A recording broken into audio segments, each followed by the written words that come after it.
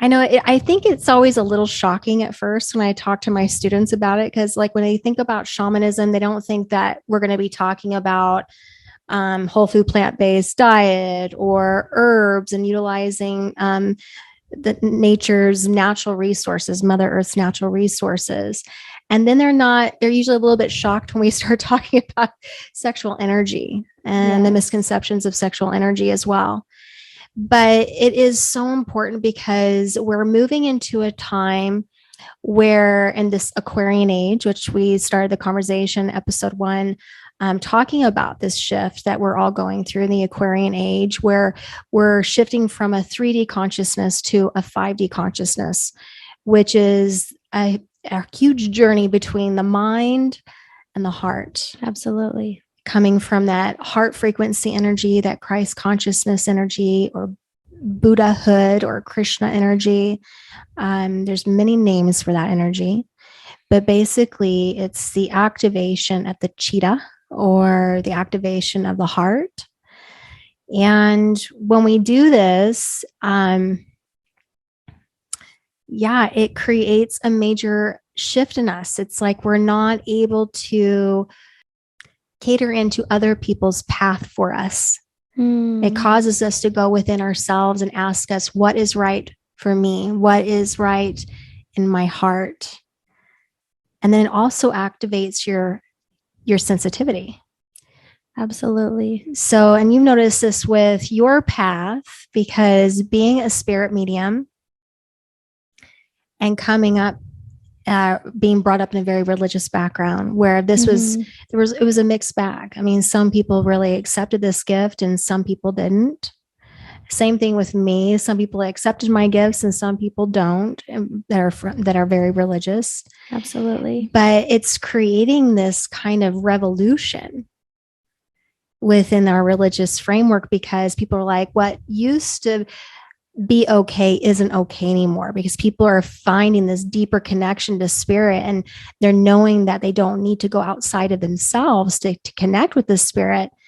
And they're also noticing that the veil is becoming thinner. Yeah, absolutely. I feel like going into that space is going back to like the life force energy and connecting that in.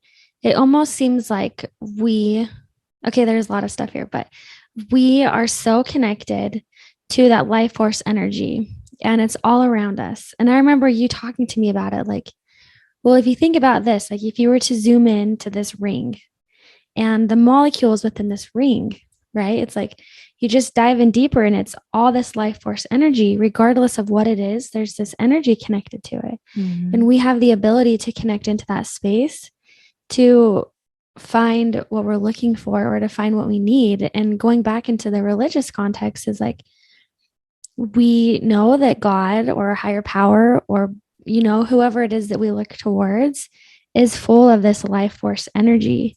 And so we're not separated from it. In fact, we're all one, we're all in that connection. And so I love that this new age is calling us to really connect within our heart center and to recall that life force energy that we naturally have in a spiritual context into the physical realm, so that we can really create and we can really be in that space, which is all about this creation, this sexual energy, this creation space. And so if you think about it in that context, it all connects together, and it's so beautiful. And even within the religion context, it just seems like there's a lot of people who are really stepping into this new space, or this newfound self-expression, and they don't know how it fits with what they've been taught before.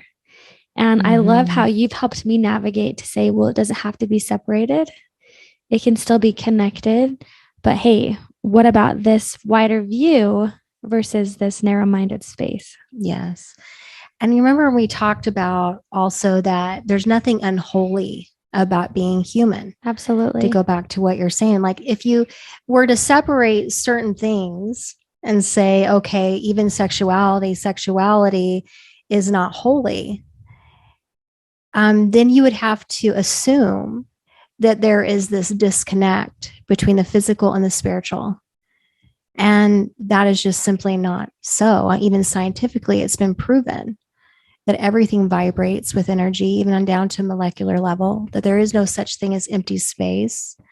We know we're all one. We have this knowing within our hearts. Mm-hmm. So how could you separate sexual energy from that which is holy? Now, when we talk about like Kundalini energy and the rising of our Kundalini, which is part of that life current or life force energy that moves up the chakras, up the channel, up the spine. When this energy moves up, and especially right now, because we're being downloaded with even more of this frequency, it's almost like if you were to think of a tube.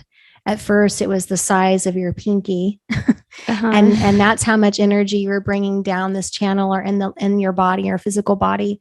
Imagine that tube expanding to the size of this chair, Right. and the amount of flow of that energy moving through our bodies, through our nervous system, and through our energetic bodies. So there's been a major shift, and our Kundalini is rising on a collective level. We're going from that 3D lower 3 chakras, mm-hmm. where the root chakra, the sacral chakra, and the solar plexus were the main focus. The individual will, mine, yours, separateness, separation, survival, sexuality, male, female, all of those things, anything that was dualistic was the main focus at that particular time, which is fine. Absolutely. There's nothing bad about that.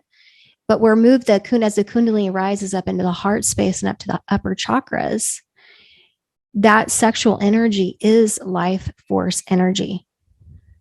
And we're going to be increasing that energy that we carry in our bodies.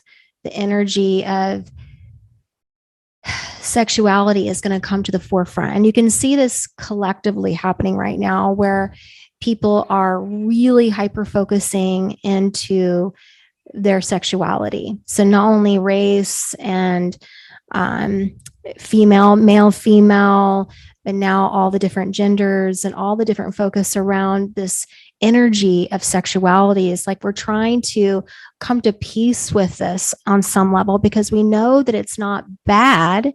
It's something that we need to embrace. And we know this even subconsciously. But a lot of people don't know what that is or how to work with that energy.